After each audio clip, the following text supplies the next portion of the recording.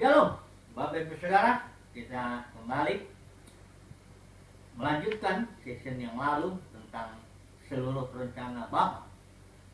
Session lalu kita berbicara tentang rencana Bapa melalui kitab Efesus, di mana di sana kitab itu dikatakan ada satu istilah sonship atau keputraan yang bisa merangkum seluruh rencana Bapa.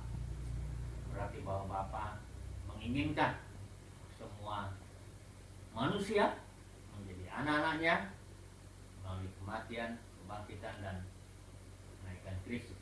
Kita tahu bahwa kematian Yesus di kayu salib bukan hanya kematian Yesus, tapi kematian seluruh ciptaan lama yang telah jatuh. Dan kebangkitannya, kebangkitan kepada hidup yang baru dengan ada urut-urutannya, di mana 1 Korintus 15 dikatakan bahwa kebangkitan itu Yesus yang pertama, setelah itu buah sulung, dan setelah itu semua manusia terakhir sampai musuh terakhir maut dikalahkan. Demikian dalam kitab Efesus, kurang lebih seluruh rencana Bapa dibeberkan di sana. Hari ini kita akan berbicara tetap seluruh rencana Bapa, tetapi dari kitab Kolose. Kita melihat kitab Kolose, tema utamanya adalah Kristus.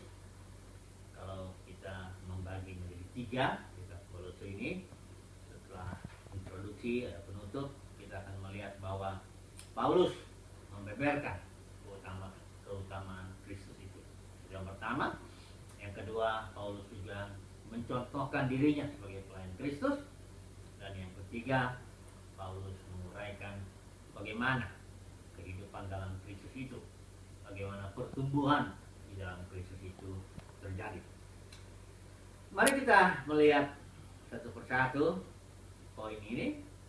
Kita melihat dulu keutamaan Kristus. Tentu ada beberapa hal, tapi kita hanya menyampaikan yang terkait dengan tema besar kita, seluruh rencana Bapa. Kita akan melihat bagaimana Kristus mendamaikan segala sesuatu. Kita melihat pasal 1 ayat 20 sampai 21 Kolose. Saya akan bacakan versi YLT bagi kita. Dan melalui Dia untuk mendamaikan segala sesuatu kepada dirinya dengan membuat pendamaian. Perhatikan sini kalimat mendamaikan segala sesuatu kepada dirinya dengan membuat pendamaian melalui darah salibnya. Melalui Dia, baik hal-hal yang ada di atas bumi maupun hal-hal yang ada di dalam surga. Juga kamu yang dahulu terasing dan musuh dalam pikiran, dalam perbuatan-perbuatan jahat, namun sekarang Dia telah memperdamaikan di dalam tubuh jasmaninya, dan seterusnya. Kita melihat di sini bahwa pengertian mendamaikan, jelas di sana dikatakan bahwa yang tadinya musuh, maka permusuhannya itu dihapuskan oleh darah salib Kristus. Jadi yang diperdamaikan itu bukan hanya sebagian ciptaan, tetapi di sini dikatakan di pasal 20 dikatakan segala sesuatu. Jadi segala sesuatu ciptaan lama yang jatuh bersama dengan Adam, maka segala sesuatu yang jatuh itu diperdamaikan. Tidak ada lagi permusuhan. Tidak ada lagi tempat di mana ajaran neraka kekal, di mana katanya orang-orang di neraka berteriak-teriak dan terus-menerus bermusuhan dengan Tuhan Yesus. Bahkan ada iblis di situ. Ada lagi cerita dongeng yang menyatakan Yesus datang ke neraka dan dia menangis, dia tidak bisa berbuat apa-apa. Ini dongeng-dongeng seperti ini sama sekali bertentangan dengan Alkitab, Bapak Saudara. Ayat ini jelas menyatakan bahwa Bapa di sorga mendamaikan segala sesuatu. Jadi bukan Bapa di sorga yang perlu diperdamaikan. Ini segala sesuatu yang jatuh ini, yang bermusuhan ini yang perlu diperdamaikan melalui darah salib Kristus. Segala sesuatu diperdamaikan. Tidak lagi permusuhan. Segala sesuatu tidak lagi bermusuhan dengan Bapa. Semuanya diperdamaikan melalui darah salib Kristus. Ini harus diberitakan Bapak Saudara. seluruhnya. Jangan kita beritakan bahwa diperdamaikan sebagian. Tidak. Karena Bapa harus menjadi semua di dalam semua. Berarti semua harus diperdamaikan oleh darah salib Kristus. Ini poin yang pertama. Berikut kita melihat bagaimana Paulus menguraikan pelayanan Kristus itu. Mari kita baca dulu pasal 1 ayat yang ke-24. Demikian tertulis.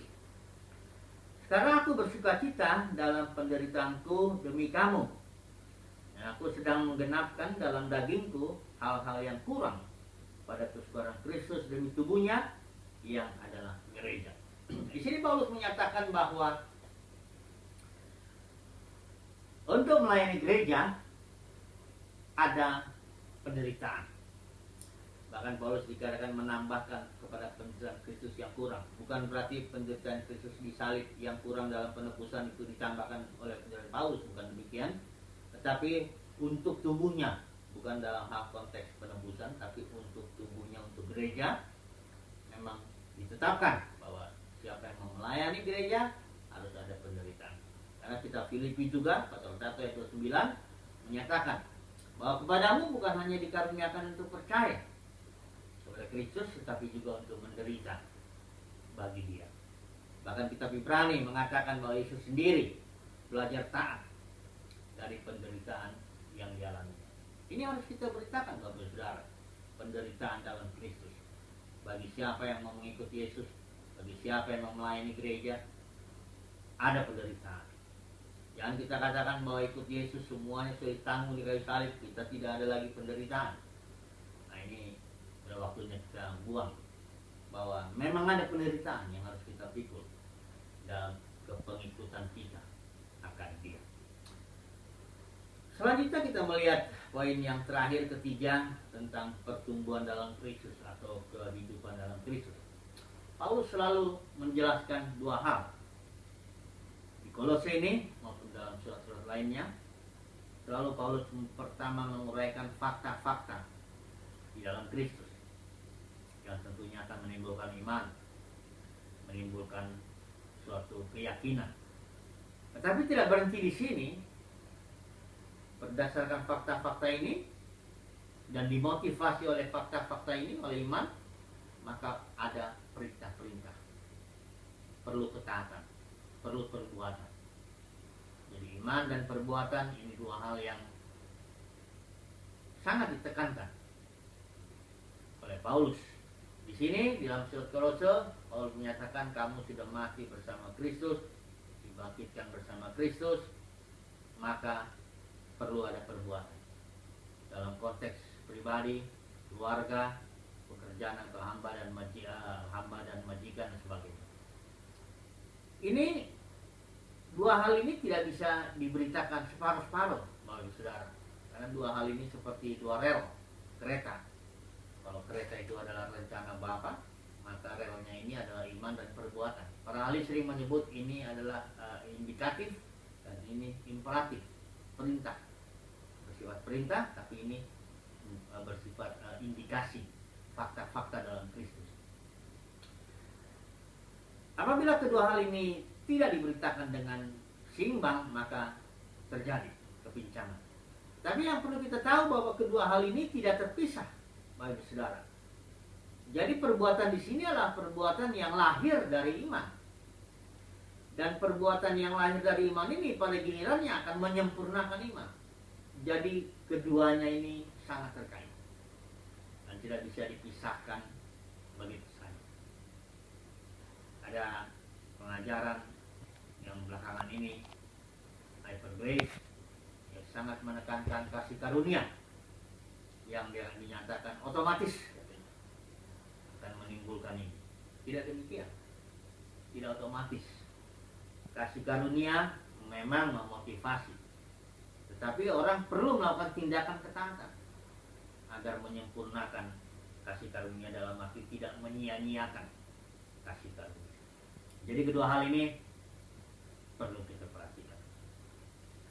Sebagai kesimpulan, kita melihat bahwa kitab Efesus mulai menjelaskan melalui sisi sonship, keputraan, tapi Kolose menekankan tentang Kristus. Jadi makanya di sini tujuan daripada pelayanan juga adalah sempurna dalam Kristus. Saudara dan saya dalam melayani kita memberitakan Kristus agar umat Tuhan sempurna di dalam Kristus. Memberitakan Kristus ini ada sedikit berbeda dengan memberitakan doktrin atau teologi, Bapak Saudara. Karena memberitakan Kristus ini adalah sesuatu yang hidup, life. Yesus bilang perkataanku adalah roh dan hidup. Bukan berarti teologi tidak penting atau doktrin atau ajaran tidak penting, tetapi bahwa memberitakan Kristus ini orang harus menjadi pelayan seperti Paulus kurang lebih. Menderita juga bagi Tuhan, menderita juga bagi gereja, bahkan ditolak, dihianati, disingkirkan. Orang yang menderita seperti ini baru dia bisa memberitakan Kristus agar supaya umat Tuhan sempurna dalam Kristus. Demikianlah seluruh rencana Bapa dibeberkan melalui surat Kolose ini. Puji Tuhan, terima kasih. Haleluya. Amin.